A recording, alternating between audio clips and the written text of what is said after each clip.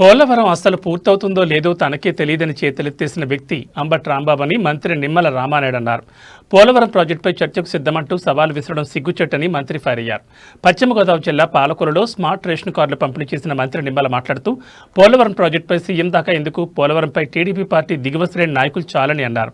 అంబటికి వారికున్న పరిజ్ఞానం కూడా లేదని విమర్శించారు. అబద్ధాలు అతికినట్లు చెప్పడంలో అంబటి రాంబాబుకి ఆస్కారం పడేవచ్చంటూ ఎద్దేవా చేశారు. గత ప్రభుత్వం చేసిన పాపమే పోలవరం ప్రాజెక్టు జాప్యానికి, డయాఫ్రమ్ వాల్ కొట్టుకుపోవడానికి కారణమైందని మంత్రి నిమ్మల రామానాయుడు ఆగ్రహం వ్యక్తం చేశారు. మన ప్రజాస్వామ్యంలో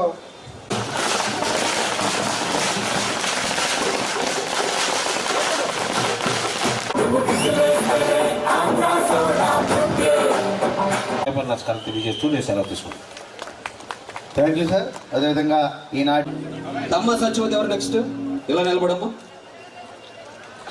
నెక్స్ట్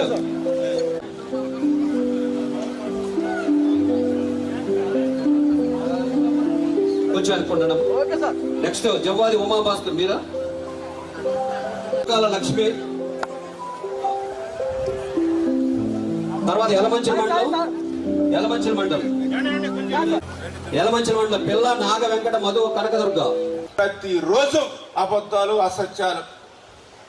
ప్రకాశం బ్యారేజీ గేట్లు పనిచేయట్లేదు, బెజవాడ మునిగిపోతుందని ఒకరోజు చెప్తాడు.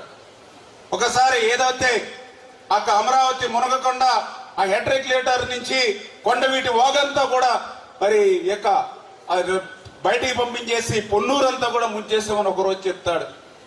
ఏదైతే పోలవరం కాపర్ డ్యాం కొట్టుకుపోయిందంటాడు. తుంగభద్ర గేట్లు పనిచేయక ఖరీఫ్ పంట లేదంటాడు. అంటే వాళ్ళ ఇష్టానురీతిగా వైసీపీ నాయకులు ప్రతిరోజు అబద్ధాలు, అసత్యాలు. వాళ్ళ అవినీతి ఛానల్ ఉంది, అవినీతి పత్రిక ఉంది, వాళ్ళ పేటిఎం బ్యాచ్ సోషల్ మీడియా ద్వారా నిత్యం అబద్ధాలు చెప్పి మీలో ఒక భయాందోళన సృష్టించాలి, ఈ రాష్ట్రంలో ఒక అశాంతిని సృష్టించాలి, ఈ రాష్ట్రంలో ఒక law and order problem create చేయాలి అనేటువంటి ఆలోచన. ఎందుకంటే ఈ రాష్ట్రం అభివృద్ధి చెందడం వాళ్ళకి ఇష్టం ఉండదు.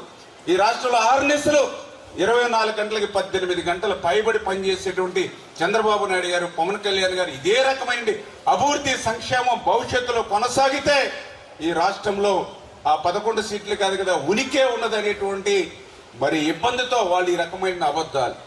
నిన్న కూడా చూసాం, ఎవరైతే గతంలో ఇరిగేషన్ శాఖ మంత్రిగా పనిచేసినటువంటి నిన్న రాంబాబు గారు కూడా మాట్లాడుతూ ఉన్నారు. చాలా ఆశ్చర్యం. ఎందుకంటే పోలవరం గురించి మాట్లాడేటువంటి అర్హత వైసీపీ నాయకత్వం ఎక్కడ ఉంది అంటే 5 సంవత్సరాలు నీకు అధికారం ఇచ్చారు. 2019, 2024 5 సంవత్సరాల్లో పోలవరాన్ని ముంచేసినటువంటి మీరు ఈవేళ పోలవరం గురించి మాట్లాడేటువంటి అర్హత మీకు ఎక్కడ ఉంది? ఆ రోజు 14, 19, 5 సంవత్సరాల తెలుగుదేశం పాలనలో 72% పూర్తి చేశాం పోలవరం ప్రాజెక్టుని.